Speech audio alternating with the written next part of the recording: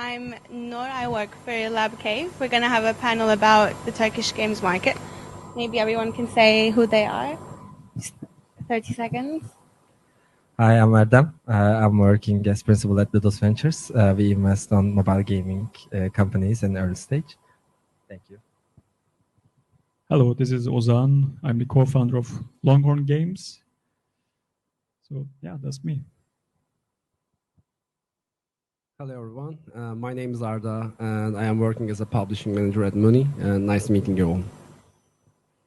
Hi, this is Zeynep from Longhorn Games. I'm co-founder as well. So nice to meet you. You're welcome.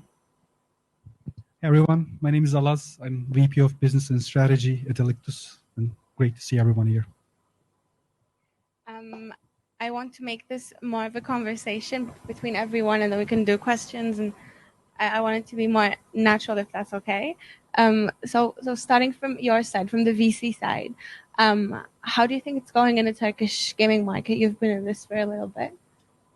Well, actually, I would like to start from the background of that one. Actually, you know that maybe 4 years ago, Turkish gaming market started with a hyper casual because of many reasons. Actually, it's easy to produce, and also the revenue model is okay for them for the monetization.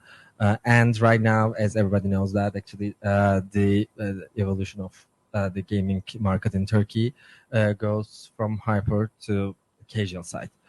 So I think we need to improve our skills a bit. But in the last times, I just saw very, very good improvements on skill set of gaming market in Turkey. And also, I think everybody is more experienced, so that's why they are focused on more bigger projects. And I hope that, and as VC side, actually, we are also happy for that, because we are also happy to see the people in front of us, the experienced one on the gaming, and they know what they would like to do more than maybe 2 years ago. So yeah, this is probably. That's good. And you, Ozan, and also you, Zeynep, how was it developing a game, producing it, being a co-founder of a studio? What challenges did you face? How's it going right now? Well, it's not only specific to the Turkish game market, but as we all know, CPIs are getting constantly higher and higher. So this affects all the studios in the market. And the Turkish game market was just booming in the last few years, but now it was in a stagnant phase. So it's not really growing so fast anymore, although it's still growing. The pace is now lower. And some publishers started working with some of the game studios because of these reasons, because the market is now less profitable. So I would say it's getting harder for the Turkish game market as all the other technological industries, not only the game market, but in Turkish game market especially. In the last few months, we saw a lot of drop in the profit. Do you agree? Or what do you say, Zeynep? Yeah, I agree as well. And also, like most of us are switching the hybrid and casual as well, because we have to do backup plans as well. Right now it's winter for hyper casual, but it's going to be okay. It's going to evolve, or it's going to stay same, but it needs a reset. It needed, and it's time right now. So if you want to stay alive, you should just grow and evolve always, and adapt to new metrics and new genres, and keep continue like that. Yeah. Well, how does this translate to the publishing side? I should take it to you. So I actually quite agree with everyone. The gaming market, especially in Turkey, is evolving as always. So at the moment we see, some people rather call it hybrid casual, but I personally love to say it's like we can say more complex hyper casual games, in a sense. So at the moment, we will see more and more complex games. When we check the games like 2 years ago that published, first time the hyper casual were booming in the Turkey or in the world, and like Ozan said just now, is the profits are not the same as like 2 years ago, and we will see that market will be focusing on the profits as always. This will be the main KPI, and the second one will always be growth. So the growth is really, really important at that point as well. So did you also want to go from hyper casual to hybrid like these guys? What does Alictus think? No, actually, before answering that, maybe going back to the market and how it evolves, because it's actually very hard to, even for a specific geography, just carve it out from the rest of the world and evaluate it itself. Because what happened in the mobile gaming market, Ozan just mentioned some portion of it. So because of some, let's say, macroeconomic drivers and also some of the industry-specific drivers like the ATT and everything else, so everyone had impacted largely. And I mean, the Turkish gaming market as well. So growth is much less prioritized over profitability at the moment. So I would say that it's actually very risky to grow if you don't have a proper roadmap of what to do next, be it in the hyper casual or mid-core, it doesn't matter. And the second thing is that all of those headwinds caused the unit economics of the business to go high. I mean, if you're in the hyper casual, you feel the same. If you're in the casual, you feel the same as well. So because of that specific reason, I think, and because of growing is not possible because the value of capital in the world is actually much higher at the moment. So it's not easy to find it. Valuations are dropping and everything else, but that's another story. So because of the scarcity of the capital, as saying again, the growing an organization, a gaming company is harder than it used to be. And since the publishers are caring much about profitability as compared with what they were doing in the past, the smaller studios or the ones that had been fed with the publisher money in the past are right now, it's much harder for them to exist. I think we're right now in the middle of a transition, right? We see lots of very sizable studios shutting down their operations. Some of them are joining to other developers. Some of them are just shutting it down but not joining, but just go out of the business and stuff. I think this addresses to specifically within the Turkish market a very certain, let's say, phenomenon which had happened in the couple of years back. We had a very abundance of talent in the country, but very few qualified talent. I think when this happened, those like venture seekers that had very good mindset, like an entrepreneurial mindset, but was lacking certain skill set because they just jumped into a ship to build, hyper casual titles. Right now, if they become a part of a larger organization or just, take a pause and try to map the years ahead of themselves, I think it will be at the benefit of the wider industry. And eventually, this will also cause the large, or let's say the companies or the organization that had a better roadmap to go to the market and acquire those talents.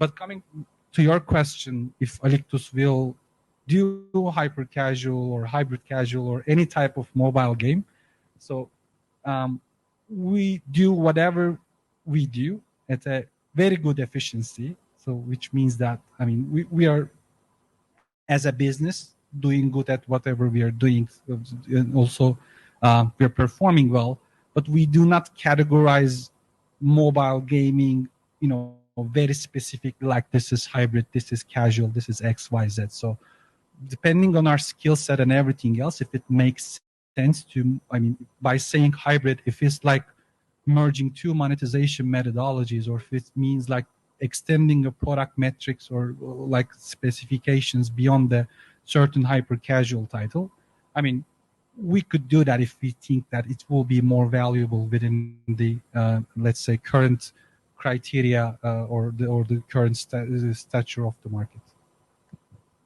You mentioned transformation, but I think also Zeynep and Ozan and maybe Erdem mentioned it as well. It's good to transform, but it's also a little bit scary, I think. How do we survive this? What do we do? And what do we lack? How can we get better? Maybe you go on. What do you think? It's a big question. So I think it depends on what type of organization that you're running. I mean, for the studio owners or for the rest of the team. What we do is that, I mean, obviously, all of the industry have been hit on, let's say, certain magnitudes, some less, some more. I think the ones that were more profitable, I mean, valuing profitable growth, sustainable growth over just, extreme growth at whatever cost, they're at a much more advantageous point. And because of two things, I mean, Alictus was one of those companies, to be honest. I mean, we have a good return profile of every game that we operate within the portfolio, and whatever we are going to launch, it's always profitable. That has to hit some certain metrics. We don't do anything at break even, and that sort of aggressive growth. And the second thing is that if you have resources, not only financial but like operational, the best time to invest is when you see the dip. So if you think that this is going into transformation, things are changing, right? I mean, some organizations are shutting down. I mean, maybe the new ones are opening up. But those types of periods in time gives you an opportunity to invest and grow if you're specifically, let's say, as a profitable company. And this is one of the things that we evaluate day by day. So, Erdem and Arda, do you agree? Are you going to choose profitability over growth? The profitability is a must. Like 100, maybe 200% agree with you on this subject. Like I said, the number one, the main KPI will always be profitability. But it wasn't. It wasn't for some when the market is growing, and the investment, the foreign money was flowing into Turkey. Not everyone is just focused on the profit. People sadly more focused on the tests than the performance. At the moment, the profit, especially not only the current status of the Turkey but also the crisis, the situation in the world, the economic situation in the world is depending on that. Everyone trying to get a decent save from what they are actually spending, and in the meantime, like I said, the main focus have to be is the profit. This is always the main KPI for the Moonee as well. Of course, the growth will come after we able to reach some certain KPIs, some like a higher and longer LTVs. I mean, also the retention rates as well. And for then we can start discussing that this is what the amount of what is the amount of the test we are going to put on the line. So after profit, everything will goes well. Are you that strict as well? I think it depends on what you would like to do. For example, if mobile gaming. Yeah, yes. Well, what type of that actually? For example, if you are working on a hyper, for example, and if you want to just jump on the casual side, of course, profitability is very important, but growing your team and also just make up the complete your some to-dos, for example, creating the backend on your site to provide more flexibility about the cores and metas, and I think growing is more important than profitability if you would like to jump on the casual. And you asked that, I step back a bit, but you asked that what is the lack of right now the market. I think the lack of market is while on the transition process, we would like to do, and studios would like to do more complex projects, the games, and they would like to create a consistency on their side. But some of the skill sets are missing on studio side. For example, the UA strategy. Right now, as we see, we always face that they would like to invest on their the UA strategy and team right now, and they would like to do self-publishing, for example. But the main question is how they can do that and who can do that. So they are also lack of the team members on that side, for example. And yeah. So do our co-founders agree?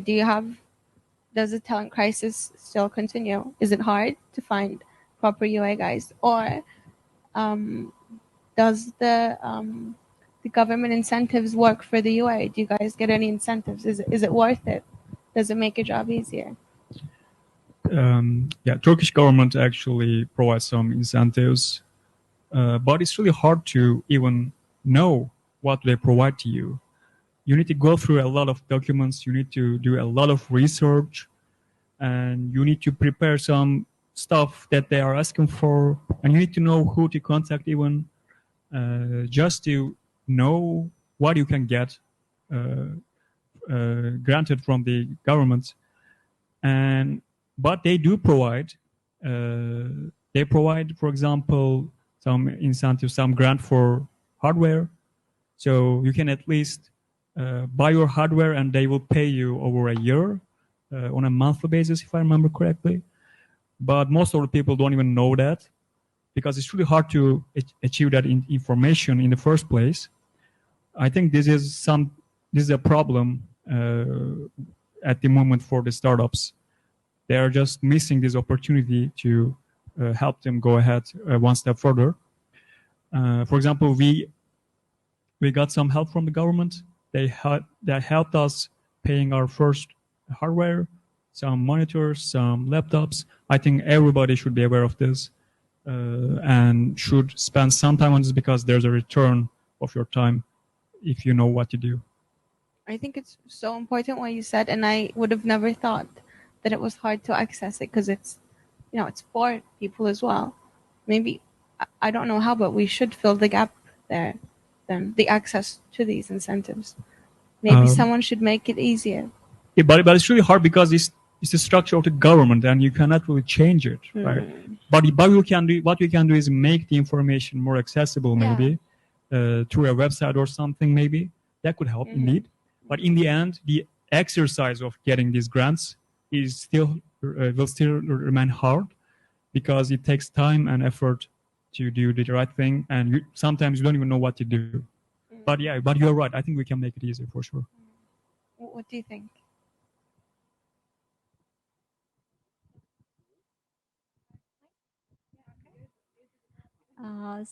Some of them are useful, of course, but like Ozan said, like most of us don't know what it is and what it is for, or how much can we get. Is it worth that much documentation at the end, what we're gonna get, because timing is money as well. So while we are preparing that kind of documentary, sometimes we need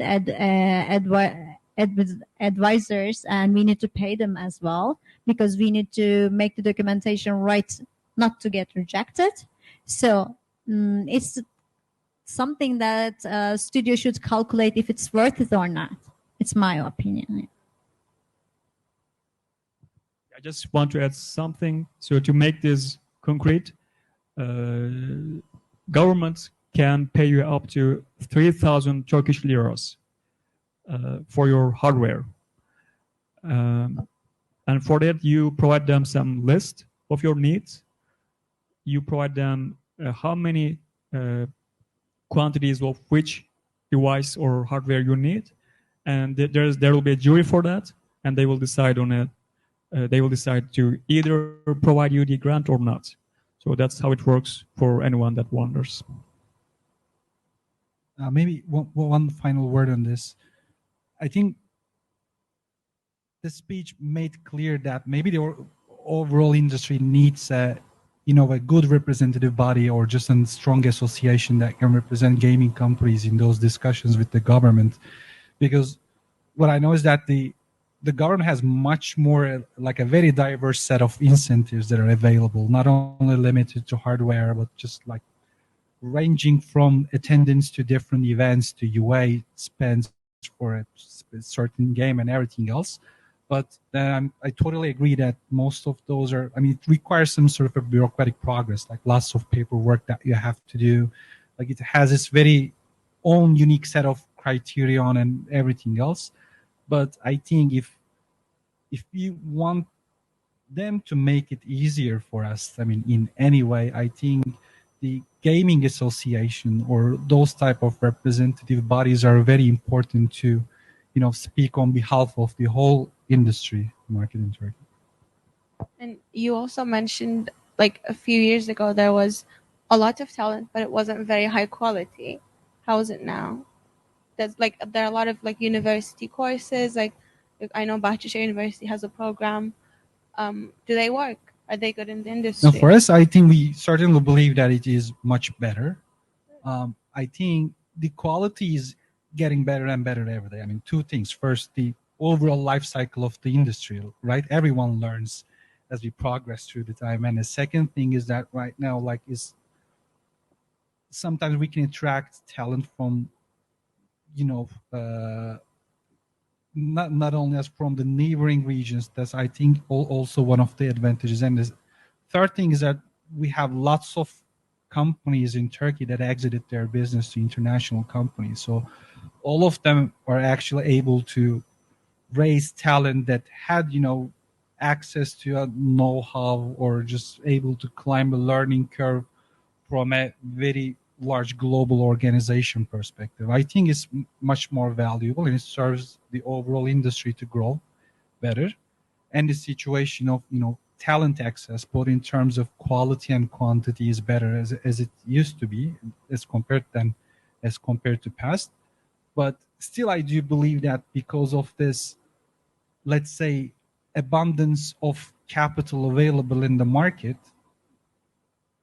up to, recent past, but there were also lots of entrepreneurs who would like to jump into this bandwagon, right? I think it makes sense that the point of time, the quantity of the talent also grew with the abundance of capital. Right now, it's just having some sort of a normalization because of the recent, let's say, events in the market. And Zeynep and Ozan, would you agree? How is you're much more indie, I guess, than Alaz? How do you find the talent right now, especially the junior ones, right out of college? Do you face any problems?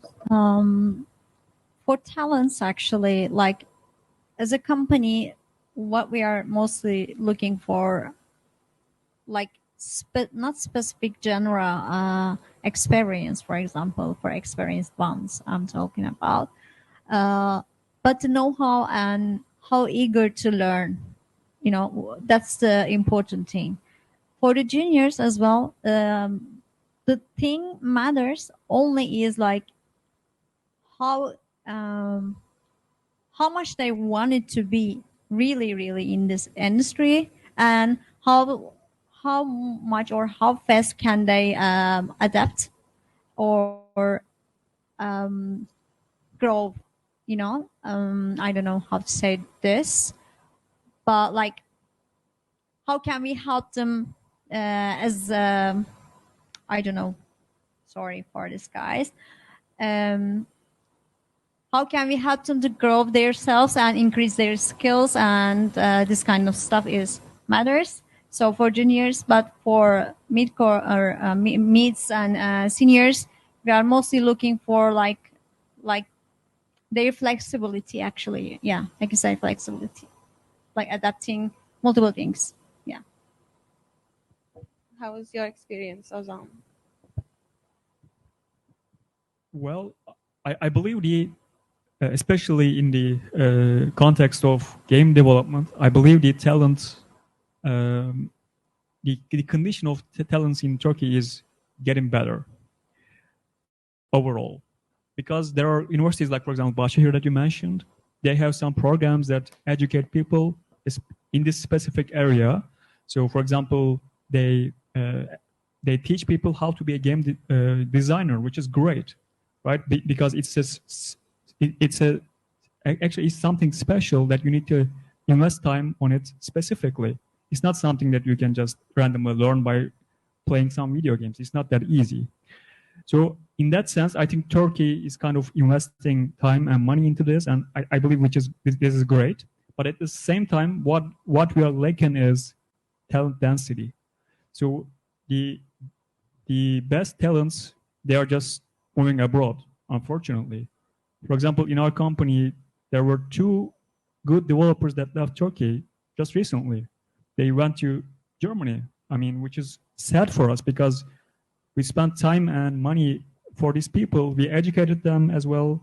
Of course, they helped us too, but in the end, they are going to another country with all the knowledge that they have. So in the end, the talent density just goes lower, and we are keeping. I mean, we are left with mostly average people, which is kind of sad in my opinion, which is also related to the political situation in the Turkey at the moment, and there's not much we can do. But in the end, I think Turkey is still a very good place for finding talent. Actually, Istanbul was being referred as the Silicon Valley of game development, which I think is still true. So I don't think we have a lot to complain. We have a lot of talents. We just need to invest more in those talents. Just I want to add something actually about the universities and acceleration programs actually. Yes, some of the universities, they have programs like that on the PhD side as well. But I think they are still not enough. And because of the dynamism of gaming ecosystem actually, the lectures could be maybe the old fashioned because sometimes you know that everything is changed. For example, on the UA monetization, we have new tools and new regulations, and they are a bit. They have some lack of just following the trends and everything on the educational side. And maybe we need to criticize universities and the acceleration programs because, for example, we are one of the biggest that we see in Turkey on mobile gaming. But if you ask me that, how many universities knock your doors right now? Yes, maybe one or two. So they are trying to do something, but on the academical side. But if they would like to, I think, grow the real talents, they need to get in touch with the real mobile gaming industry and gaming industry followers, and they need to improve the lectures, I think. My experience in gaming has been like very positive after college. But what I saw, I don't know if I want to ask all of you this question, like from start to finish. I think Turkey is a great place for entrepreneurs, and I think all of the people in Turkey, like Turkish people, are born entrepreneurs. But what do you think about the company structures when it becomes like more than a startup and more of a corporate thing? How do you think the culture is? You see a lot of studios every day, and how can we improve? Actually, in Turkey, not in just mobile gaming, the company culture and that being a big company and also create a culture of company is the hard in Turkey. And just one or two companies, not in gaming, in just you can think the business in Turkey, just one or two of them right now, they are corporate in real. So it's very hard to, I think, catch the corporate level on gaming. Okay, I changed my question. You're right, exactly right. How do we, even as a startup, how do we build a good company culture, and how can we change it in tech? How can we improve? It's the company culture depends on the co-founders, I think. So I think they need to also find the right way how they bound the team. And also company culture is so important because, as you said, actually we lose our talents to another country. So. But Ozan is a very good boss. I know him. So no, and as he said, actually, because we lose the talents, we need to also create a company culture.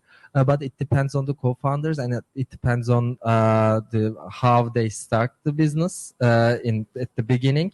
And they need to, I think, to create the company culture, they need to establish the vision of the company, and also I think they need to tell the vision of the company to employees more than before, because the employers would like to know that what is the aim of the company, and they need to, I think, feel the achievement when you also just achieve the goal.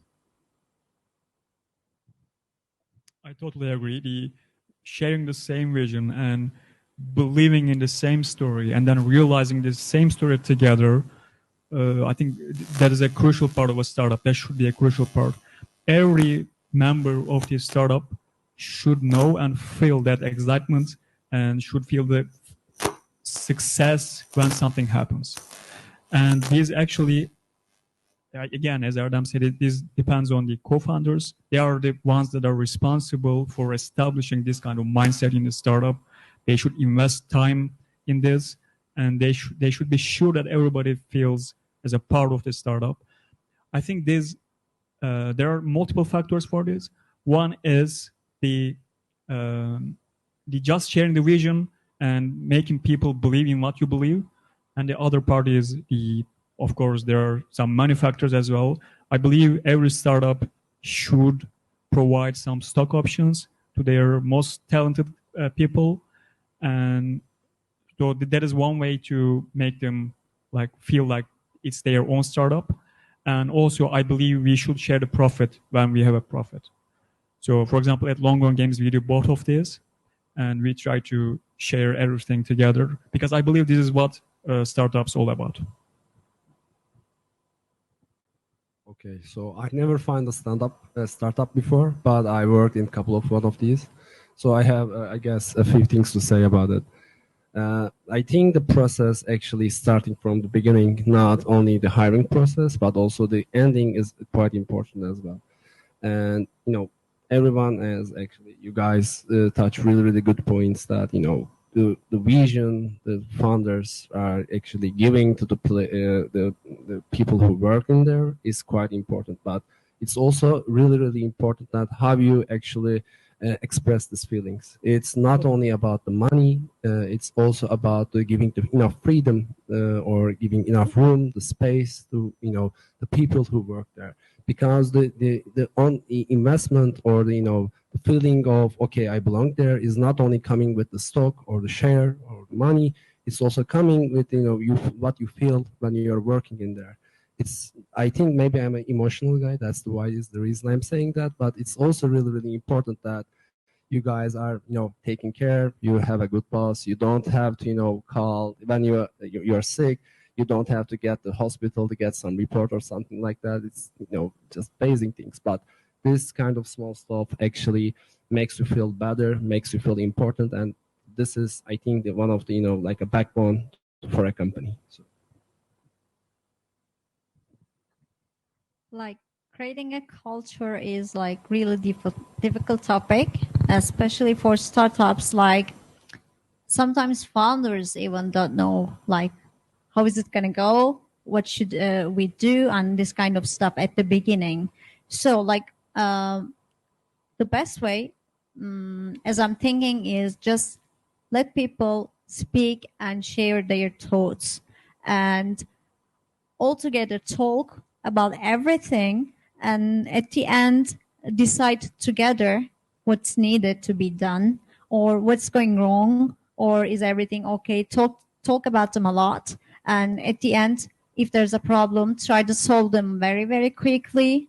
Then the culture will find the place itself, as I believe, because when you leave people kind of free, they're more creative, they're more adaptive, they're more loyal, and this kind of stuff are always more important than most of the time money even. So they have to feel the belonging feeling. So you have to value their thoughts and really, really not only listen, but apply.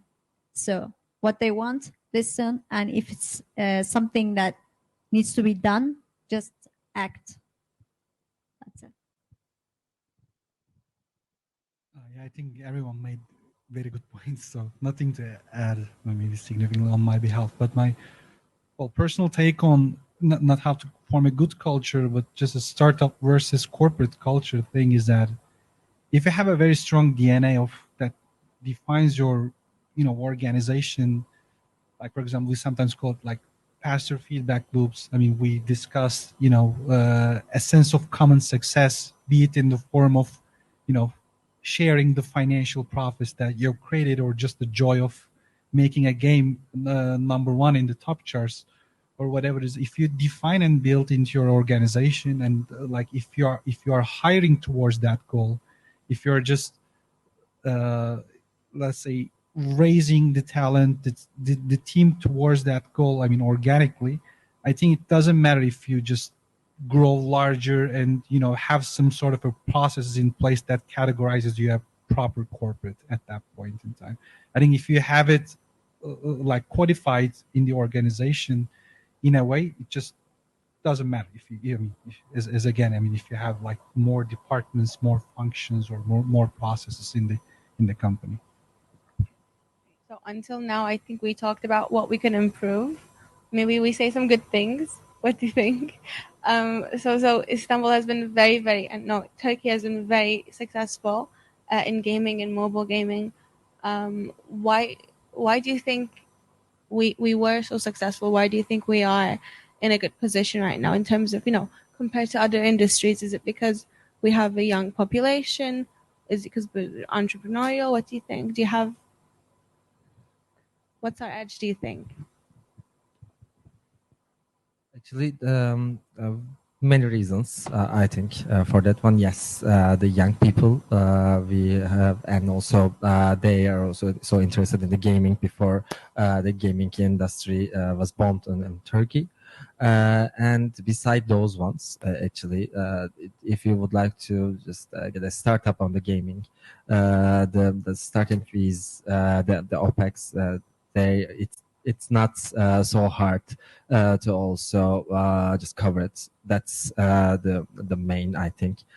And the second one is in global. Everybody could observe the achievements, and also everybody can smell the money, I think, in the US and the other ones. And also we had very, very good samples like Peak, for example, and everybody asked themselves that why we could not do that.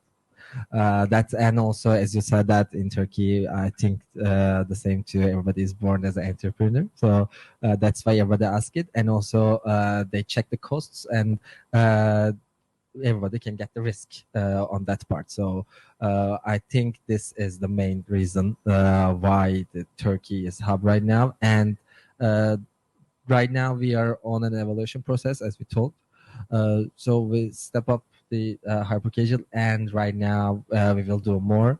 So maybe after 5 years, maybe 6 years, we will do any other PUBG or the other one. But there's the question why it's bombed in here. The talents right now here, they can improve themselves so quickly. So our flexibility is so high. And for example, in Europe and US, we can observe that they are looking at their perspective, their mindset, the employers of the gaming ecosystem. They work in like a corporate one. But in here, because of the startup culture, right now they are working in passion, and they improve their skill set. And right now, I think employers invest on their future in gaming. So their mindset is like that. That's why we have a very good track record, and also a future, I think, in Turkey on mobile gaming. Shall I? Yeah. So I agree with all of this. I think there's also something about the culture of the country, I would say, because I believe Turkish people are they tend to play games, right? They like games. That's my observation. So it's kind of like just fits in with the Turkish people to make games and play games. I observe the same thing for Korean people as well. Kind of the same. Actually, they even play more games than Turkish people. So I believe this is a characteristic of Turkish people in a way. But also, I believe the most important factor is that we had some initiators. We had the Gram Games, and we had the, what was the other one? A lot. We say Peak, we say everything, Dream Games. Big mentors. Yeah, Dream Very Games. lucky. I mean, there were so many startups that stemmed from these initiators. Peak Games and Gram Games, these were one of the first Dream ones. And then we had a lot of new startups that stem from these ones. So the employees of these companies, they started new ones, and it was like we had a seed, right? So we had a good seed, and we just built upon this. So Zynga invested billions of dollars into the Turkish game market. So this, that was really enticing for a lot of people, for investors, for developers, for everyone. So we just kept building on this up until now, and we are still building on this. And since the development cost is relatively low, for example, compared to Europe or US, Turkish game companies has so much potential than them, right? And there are also a lot of talents, young people. So combining all this, I think it was inevitable for Turkish game market to just boom and grow. Yeah, and when we say big, I want to talk to you all as you have the cushion with the biggest, the seat with the biggest cushion. You're, I think, the newest, the biggest. How are your feelings? Are you happy? And what do you think about the Turkish gaming market? Are you going to continue spending money on Turkey? I mean, so even before the changes in our life, Alictus was also a big company already, all invested in Turkey. I mean, we all enjoy the changes. I mean, we've discussed lots of stuff here, like talent. I mean, how the market evolves, I mean, what types of, even the incentives that are available in the market or not. I think and as again, you in a way link to the conditions in the Turkish market, but when you do mobile gaming, if you're not specifically doing something tailored to Turkey, your playground is the entire world, right? I mean, once those things were changing, I think this is one of the things that fueled not only Alictus, but also lots of other companies to be successful in the international competition, right? The talent was one of them. As again, I think Erdem mentioned one thing. So the capital was, let's say, the access to capital for gaming companies in the past were more scarce, even it was abundant in the Turkey, or just even during the good times. But right now, because of some huge successful exits, I mean, like both casual, hyper casual across many genres, right? So the ability to attract foreign investor and also the interest from the local investors have immensely grown in the gaming companies. This is also not Alictus. I mean, we were 100% founder owned and funded before the exit, but I mean, it led to many other companies into success and still allowing them to do so. I mean, even as said, the local companies. I mean, Ludus is a very good example. Also, other venture capitals in Turkey right now. So it's kind of bridged the gap specifically between seed stage to some Series A. I think even after that one, there's still some sort of a gap. But other than that, we have been enjoying the industry growing. I mean, we were a part of it. We benefited from it. And we hope to, I mean, it continues in the future, even though those, some small turbulences that have been happening for some time. We're very proud. And thank you for the mentorship. But do you agree? Like, are you still going to continue investing in Turkey despite the turmoils, like with the currency and the global market? And yes, of course, we should they apply? Yes, actually, of course. Of course, it's right now we have a global recession, as everybody knows. So right now, yes, we continue to invest on, of course, and we prefer to invest on Turkey, of course, but we have the global vision. So we are not invest on the Turkish market. We have right now 14 portfolio companies, and 7 of them in Turkey, 7 of them abroad. But yes, we would like to invest on Turkish gaming ecosystem more than that. Of course, right now, because of recession, the timelines of the timelines of investments are longer than before. Yes, to be honest, we need to be honest on that part. Yeah. Right now, it's still promising, of course, and the studios are still promising. We have studios that we are in progress, so they know how the processes are a bit harder than before, but still, we will grow our portfolio. Arda, can you give us an insight about how Moonee is looking at Turkish companies, and like, what are they looking for? Are they, initiated? So of course, there's a lot of parameters when we, approach a company or a studio. So the first thing is their, what kind of team they have, what kind of, execution abilities they have, and but at the end, the most important thing for us is how they bond with us. What's their approach to the, hyper casual market or the games we are going to produce together. So this, the bond, the match, the way we, how we look to, the process overall is this is the most important thing. And, this is for the partnership side, but for, of course, there's also the investment side. For this investment, we should divide the investment part, to the according to the titles, especially for the hyper casual. For the investment, we usually trying to understand that are the studio or the team is able to create multiple successful titles. So this is the first and the most basic thing.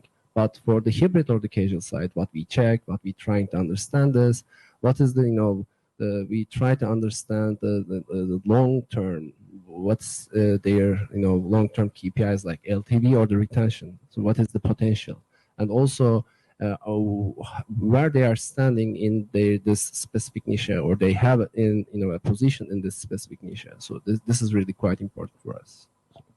And I was thinking, like, Moonee is an Israeli company. My company Lab Cave is a Spanish company, and they've both hired Turkish people as well. So I think that's funny. That's nice, because that's not very common in other industries. So I don't know. That's nice. Yeah, it's it's also weird that thanks to the recent events, everyone remembers some of us remembers the bad days of the pandemic. Some of us remembers the good parts of the pandemic. But this actually bring something new to our lives, which was the remote working. And also the current situation in Turkey leads something else. The people, we are the universities or the incubators or the other programs are not just getting freshmen or freshly graduated people. There's also like tons of switch from other sectors into the gaming industry. For example, for me, I studied law. I practiced law for a couple of years, but oh no, yeah, I'm scared of lawyers.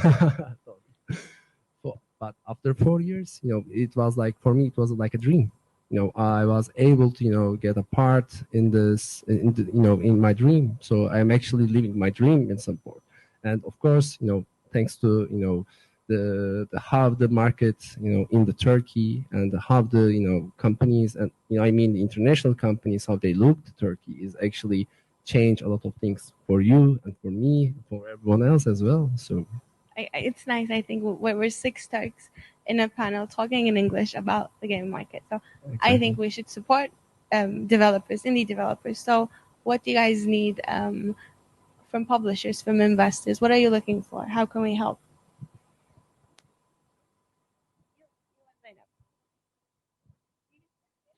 Okay, so what we are looking in investors, looking for investors. Okay. Well, for us, the most important thing is not the money. I would just say that up front. I think the most important thing is how much knowledge and how much experience the investor can bring into the table. Because otherwise, there's so much money in the game industry, right? It's almost $1 billion. Like, that's a huge amount. And it's not really hard to find money in the game industry. If you have some potential, one way or another, you can find an investor, or you can find some money from publisher, etc. But what we lack is the experience in the game industry. For example, a VC with a game industry experience is so rare. I mean, it's almost impossible to find one, because they are only focused on the money part. They are not really focused on game itself. So, for example, what we are looking for is not a VC for that reason, but an investor with knowledge. We call this smart money. So what we are looking for is mostly that, because we, as a developer, as a studio, we lack some parts.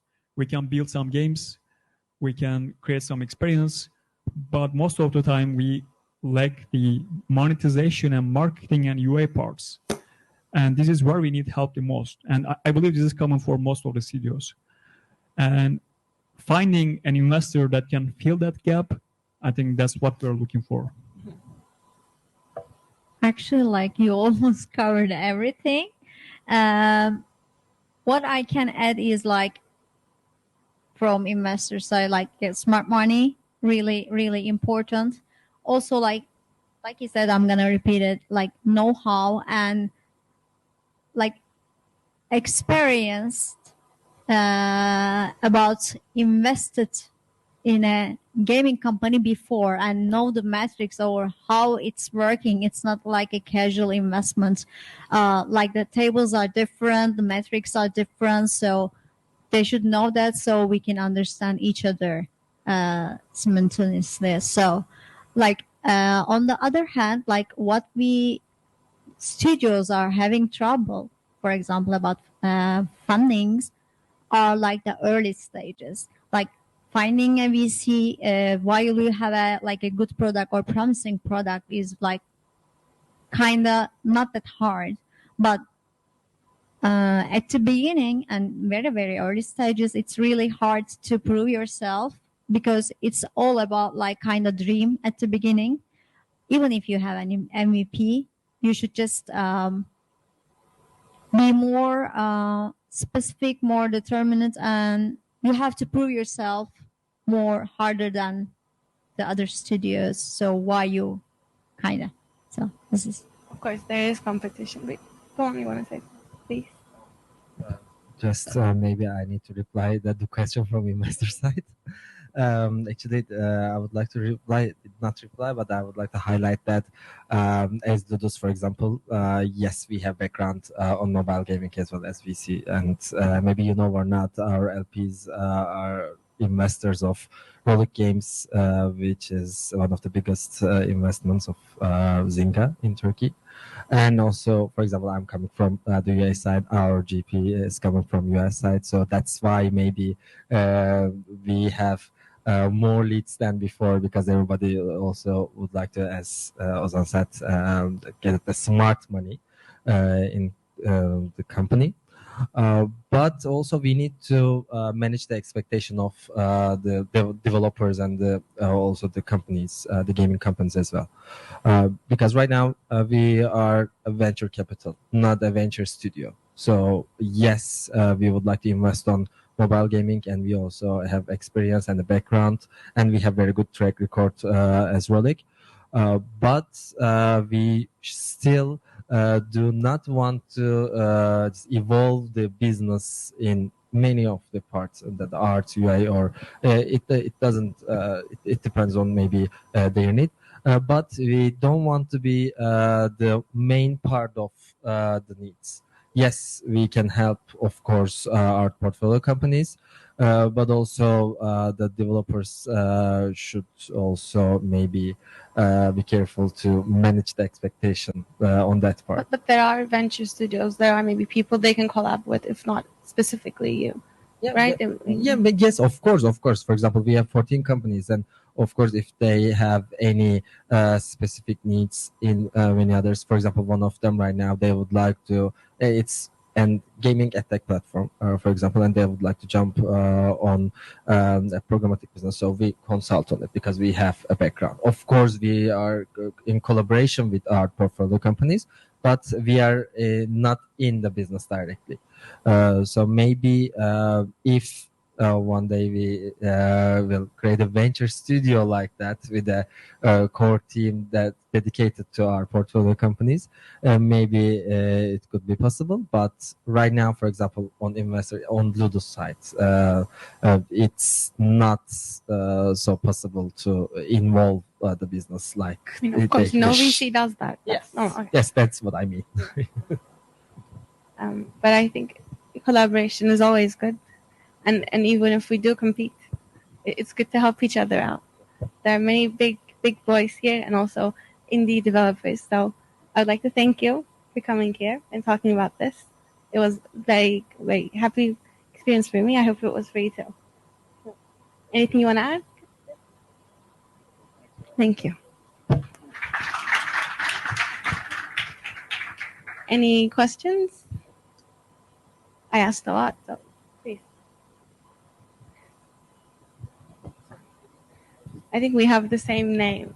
You have Nur as well. Yeah. Your second name, yeah. Okay, hello everyone, and thanks for the panel. I have a question from you, but I don't know your name, from Alictus. I cannot read, I'm sorry. Alaz? Okay. I want to ask that when I was talking to Turkish experts, they were saying that this hyper-casual hype grow up in Turkey because it doesn't need to it doesn't need to, pardon? No, I mean, there were not a lot of experts in the market, but developers could learn it soon, and then they could like adopt it with this hyper-casual market soon. So I want to know that if when we have this shift to casual, do you think that Turkish market can be flexible with this shift in the trend? I mean, that if hyper-casual was so easy to adopt with, can we expect to be flexible enough to catch up with the casual trend as well? Did you get the question? Okay. I didn't get to that. Correct. So you're basically, what I understood is that if like the mindset of the Turkish talent and people and organizations are just able to, if there's a shift or if there's a transition between, let's say, different categories of genres of games, like hyper casual to casual, if the Turkish market would be able to achieve that, right? I mean, first of all, it's kind of different to identify a fully transition between the genres, and like casual and hyper casual can mean lots of other stuff. As said, I mean, some people call hybrid, like if it's like a mashup of two monetization methodologies, or just a product different from hyper casual, but also as well as the casual. I don't know. So if just let's assume that it means that making, let's say, games with more product depth and just more complicated monetization methodologies. I think being proficient in hyper casual gives you an edge of rapid prototyping and just having the mindset of fail and try, because I was just discussing this with someone else in the outside. I think the culture of keep consistently trying something, even that in the end you might fail, it's a nice feature. I mean, if you're in the gaming market, because if you try to do casual, you always have to keep your spirits up for a very long period of time. If you are good in this cycle of trial and failure in the hyper casual, I think it will give you an edge. But other than that, it means an extension of the talents in the specific areas as well. For example, Turkey has an abundance of developers and artists focused on hyper casual. I think the learning curve is much, let's say, less steeper, and also the barriers to entry, because forming a hyper casual studio is not that hard, right? I mean, we only need a couple of PCs and stuff to begin with. But if you would like to do casual at certain, I mean, your product and your marketing has to work hand in hand, right? I mean, they have to be very close. And at a certain period of time, you have to have a good capital to test your product if it's going to do good or not. So, and I think it brings two things. So first, you have to build up a good capability for, let's say, marketing, also just performance marketing. I'll speak very broadly in that area, specifically the guys that can take over the UI activities, and they, I think, have to be built within the team if you're going to test something on the casual. And second, you need capital to do it. I mean, you'll need it at some certain point in time, and this inherently raises the barriers to entry if you would like to do casual. I mean, we've discussed this, I mean, many times here. I think investor interest is, as compared to the past, is much higher, but the macroeconomics and the overall unit economics of the industry as we are today makes it a bit harder. So this is also, I think, another thing to consider if during this transition, if the Turkey as a market overall going will do good or bad. Thank you. May I add I that? think it was a very long answer, but I don't know if, Yeah, no if I problem. addressed your question. I want to add something, and then others might also participate. I want to add, imagine like extremely, if Turkish market want to produce strategy games, I mean, a shift from hyper casual to strategy. Do you think it's viable? I mean, and if not, what's the problem? And I mean, there was some advantage with making hyper casual in this market.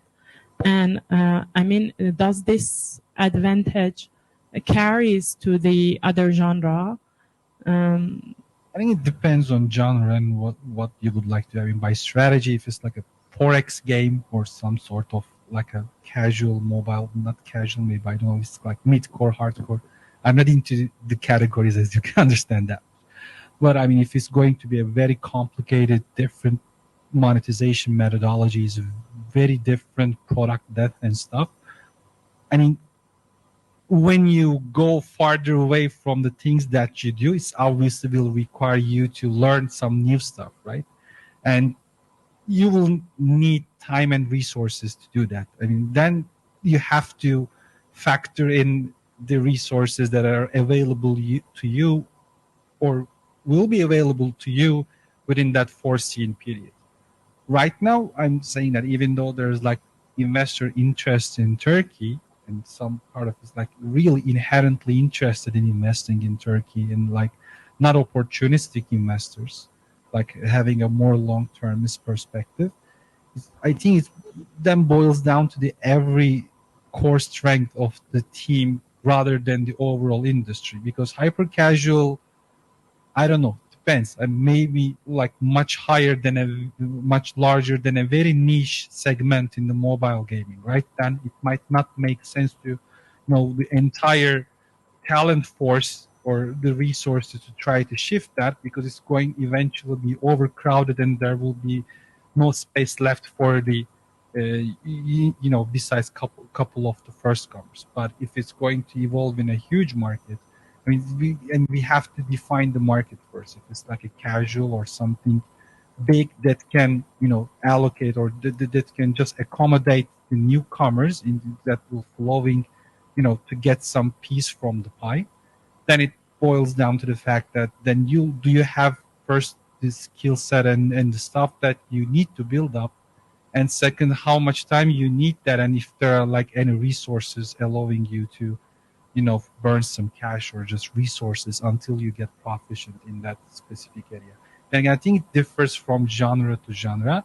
My personal take on this, I mean, if there might be, areas that everyone can just, transition to if they're building some part of their core strength. I mean, if you're capable of, very rapid prototyping, doing a very solid IAA title, it might not be hard for you to, just to add some light metas into the game and do it, add some sort of an IAP blend in it. I mean, some people call it hybrid, some people do it casual or stuff, just to evolve the game itself and open it up to a new market. And maybe to add, there are like a lot of titles in mobile and PC who do strategy, who do shooters, who do RPG games in Turkey as well. I mean, there aren't thousands, but there are hundreds. So there are a lot of people who do that as well.